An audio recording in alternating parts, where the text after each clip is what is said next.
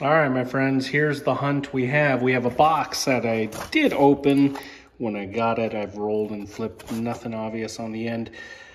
This is 410 in Federals. There's a lot of brand new ones in here, but you do see some circulated specimen in here as well. Not a ton of them, but there are a few.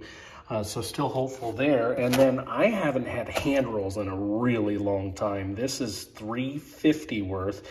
It's a bit more than I like to find when I'm looking for hand rolls. Makes me think that it's just a bunch of rejects from another hunter returning them back to the bank. But usually when you get them in a big quantity like this, it's closer to 500. So maybe they've handed some out of the bank, or who knows, maybe I'll get lucky. So anxious to get in. Let me get my scale out. We'll start with these hand rolls and get going. Well, this is most definitely odd. This is the second roll I've opened inside the bag. Just a normal circulated batch of $50 with nothing interesting in it. This is a whole roll of NIFCs. Most of them I've seen offhand are 2016. There's a 2015 though. NIFC dump. They're largely in pretty good shape. Perhaps someone cracked a roll. Is there gonna be more though? I betcha. I might get lucky in here. Who knows? Maybe it's more than just NIFCs too. Did we just find something special? Let's dig back in. I'll pull them to the side for now. Normally, I do save my NIFCs, but I don't know if I can save $300 worth of them. That does get a little pricey to stack up all at once. Back in we go. Hopefully some goodies along the way. Well, definitely more than halfway through these customer rolls. Yeah, that's a lot of NIFCs. I'm sorting them out. P&D on the top, and then P&D on the bottom from 2002 to 2020. This is all the normal circulated halves, maybe 3 rolls. There were a few 2001s interspersed in there, but that's it. Most of it has been NIFCs. Pretty crazy to me. Nothing out of the ordinary as such, just pretty good shape NIFCs, really all in good shape that I've found so far. I'll finish this up and I'll bring you a recap of what we find out of these hand rolls. Just bonkers. Through them all now. All those NIFCs.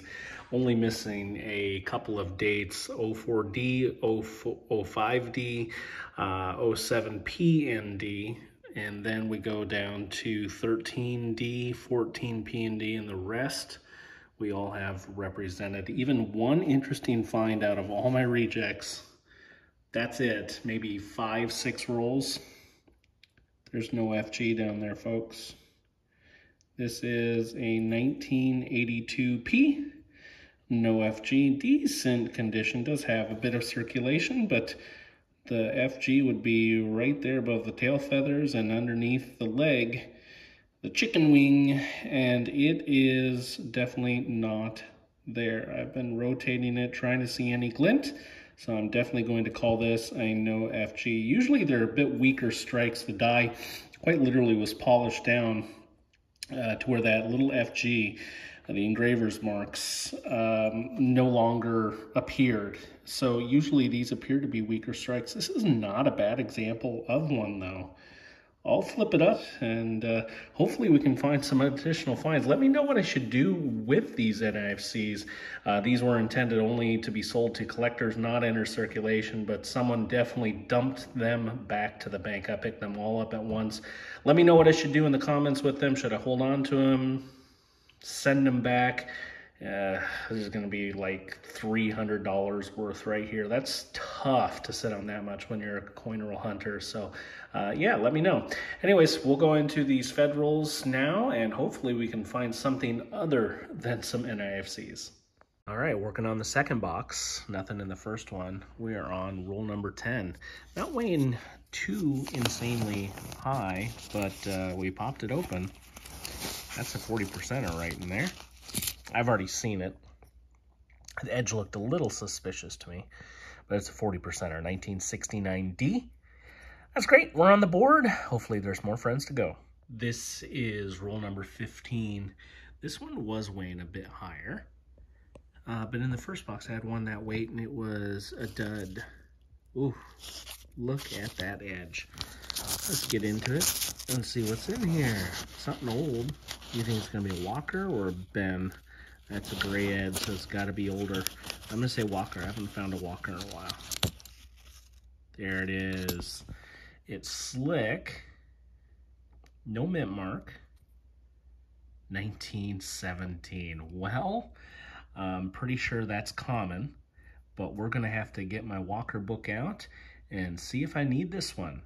Here it is, Walking Liberty, and I know I flipped it over and talked about the mint mark, actually on the 17 and the 16 as well. Mint marks were on the front, the obverse right under In God We Trust. This is not it. 1917 out of Philly, and as I mentioned, this is a common date. 12.3 million minted, and I actually already have this one in the book, though I do think this one is slightly better. You can kind of see it up here in whatever it is she's holding. I'm not quite sure exactly, but the details on the coin in my hand are a little bit better. So I am going to go ahead and swap that one out. So we have a replacement in the book.